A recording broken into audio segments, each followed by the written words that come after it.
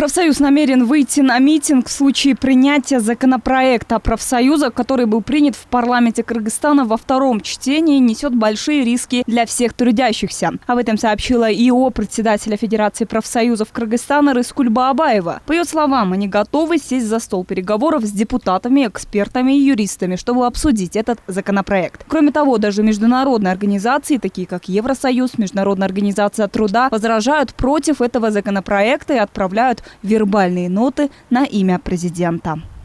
Вот у меня есть, которые там разное время, что нельзя такой законопроект принимать, потому что его надо дорабатывать согласно конвенции МОД. Ничто не сделано, единственное, оно действительно было приостановлено.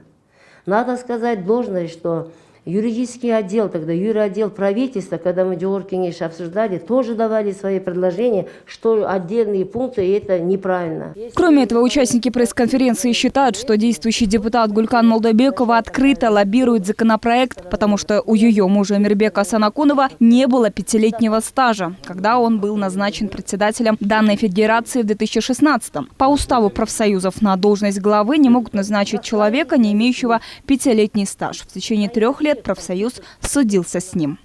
В данном случае сейчас одним из основных пунктов о законах профессиональных союзов является именно вот этот пункт, который они специально убрали.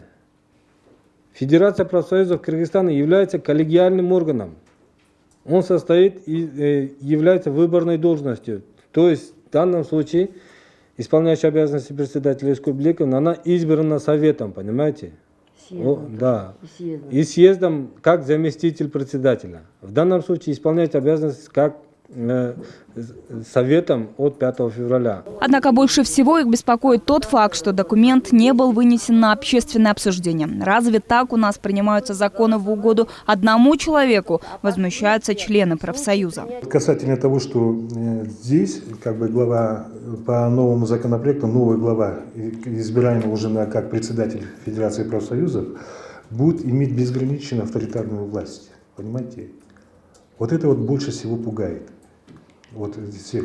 Потому что на данный момент, на сегодняшний день 700 тысяч членов профсоюзного движения, да, вот вы сами видели, замечали, что мы были против этого законопроекта. У нас сколько было и митингов проводили мы, и сколько вы выступали и на телевидении, и в средствах массовой информации. В начале года Мирбека Санакунова обвинили в подделке документов. Он якобы незаконно вписал в трудовой книжке стаж о работе в профсоюзной организации. Верховный суд прекратил дело по иску. Решение принято в связи с тем, что подобные споры разрешают во внесудебном порядке. А 5 февраля на заседании Совета Федерации в высшем органе управления Федерации принято решение об отстранении Мирбека Санакунова от должности председателя. Айдан Отбекова, Алтынбек Сакиев, Нью ТВ.